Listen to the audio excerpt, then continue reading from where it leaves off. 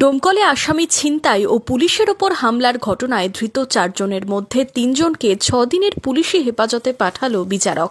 বুধবার রাতে ডোমকলের আলীনগর গ্রামে চুরির অভিযোগে পুলিশ হেফাজতে থাকা ধৃত রানা শেখকে নিয়ে তথ্য প্রমাণ সংগ্রহে গেলে আসামিকে ছিনিয়ে নেওয়ার অভিযোগ ওঠে দুষ্কৃতীদের বিরুদ্ধে।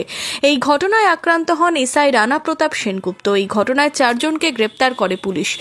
যদিও সেখান থেকে হট্টগোলের মাঝেই পুলিশের কাছ থেকে পালিয়ে যায় ধৃত রানা শেখ। ধৃতদের মধ্যে রয়েছে রায়পুর পঞ্চায়েতের প্রাক্তন তৃণমূলের প্রধান মিনা বিবি। এছাড়াও রানা শেখের স্ত্রী বৈশাখী খাতুন, মিনারুল শেখ ও মফিজুল ইসলাম। বৃহস্পতিবার ধৃতদের বহরমপুর সিজেএম কোর্টে তোলা হলে বিচারক 3 জনকে 6 দিনের পুলিশি হেফাজতের নির্দেশ দেন। মিনারুল শেখকে 14 দিনের জেল হেফাজতে পাঠানো হয়। সোহেল রানা নামে একটা আসামি গত ইংরেজি 14/1/25 অ্যারেস্ট হয়েছিল এবং পুলিশ তাকে পিসিতে নিয়ে গিয়েছিল।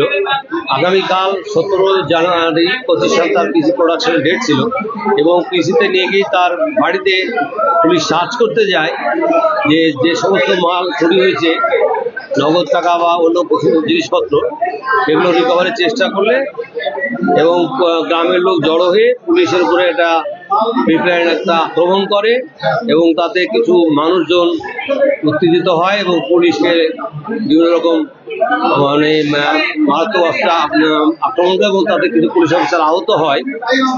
তারা সম্ভবত হসপিটালাইজও আছে। এই কেসে একটা পুলিশ সেপারেট কেস স্টার্ট করে দমকল 41/25 ডেটেড 16/1/25। আজকে 4 জনকে অ্যারেস্ট করে কোর্টে ফরওয়ার্ড করা হয়। মিনারুল শেখ, মিনা বিবি, বৈশাখী খাতুন, মফিজুল ইসলাম। এর মধ্যে 4 জনকে পুলিশ 10 দিনের পিসি প্রেয়ার করে। কোর্ট সমস্ত শুনানি শেষে 6 দিনের পিসি অ্যালাউ করে। যে সমস্ত উইপেনগুলো পুলিশ অ্যাসল্ট হয়েছে সেই সমস্ত উইপেনগুলো রিকভারি করার জন্য তাদেরকে পিসি প্রেয়ার করেছে। কোর্ট সেটা পিসিটা অ্যালাউ করেছে এবং আগামী 6 দিনের পিসি অর্ডার করেছে কোর্ট। এটা 26 তারিখে পিসি থেকে প্রোডাকশন হবে।